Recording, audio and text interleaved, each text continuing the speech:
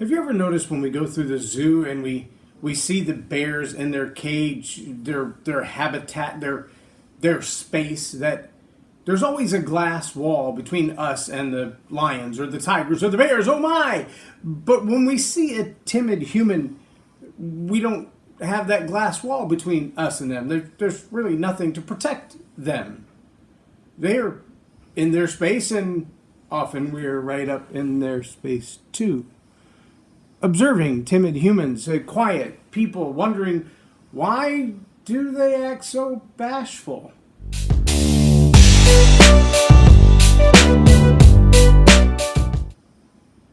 I'm J Loren Norris with Leading Leaders Podcast, and I married one of those timid humans.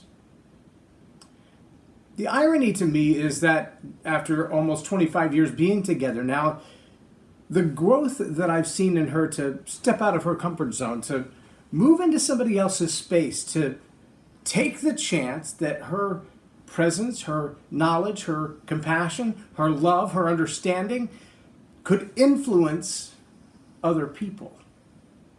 She takes that chance from time to time now in a way that she never would before. Talking to strangers at Starbucks is completely out of her box.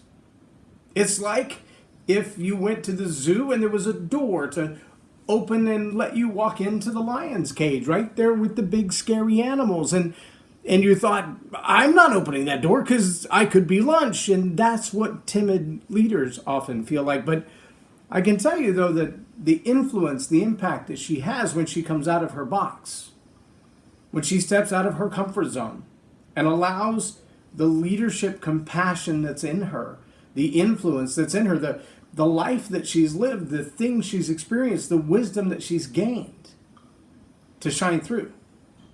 In those moments, she has a lot of impact in people's lives.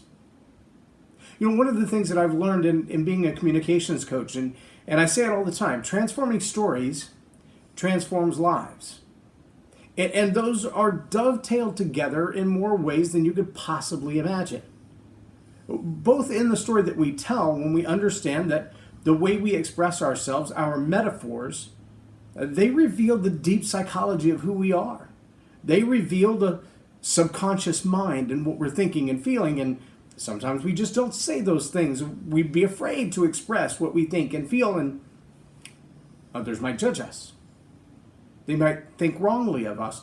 In fact, we might say something that would reveal a secret that we would never want to reveal, and yet our stories do. Let me tell you something else fascinating I've found about stories, powerful, really, is that the script that's playing in your mind, sometimes you can suppress it to the level that no one knows what's going on in your head, but sometimes it leaks out. Those metaphors, they leak out. Those stories, they leak out. The way you think and feel about the world, about politics, about relationships. Even if you're timid and you are not the type of aggressive person like I am to walk into the room and start talking to an absolute stranger, that's natural course for me. If that's not your style.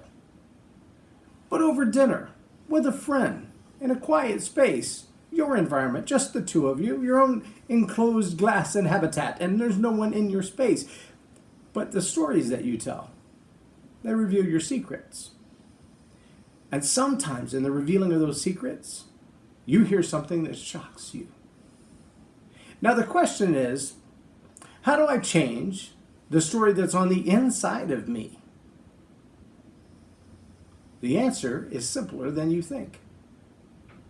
When you begin to tell the same story differently, you'll begin to see your story differently, which means you will begin to see you differently. There's a little kid's book, I believe, from when I was a little kid, probably from when my grandparents were little kids, and I know my grandkids have seen and heard various stories just like the little train. Remember the little train? I think I can, I think I can, I think I can, I think I can.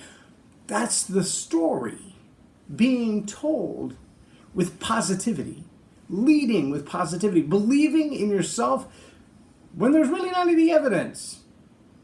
There's no way to say, I know I can, because the little train has never made it up the hill. But by believing that he can, by thinking that he can, He inspires himself to take action, to open the glass door, to walk right into the lion's habitat, to do what he's never done before, to climb a hill he's never climbed before, to lead with positivity, is to change the story that you're telling yourself about who you are and what you're capable of. And trust me. Trust me, because I've lived with her almost 25 years of my life. Those quiet, timid, introverted leaders who are horrified in public like they might be in a lion's den, they have a lot to offer. There's a lot of wisdom buried deep in there. Encourage the ones around you to lead with positivity. I think I can, I think I can, I think I can. I'm J Loren Norris with Leading Leaders Podcast for Tell It Like It Is TV. Have a blessed day.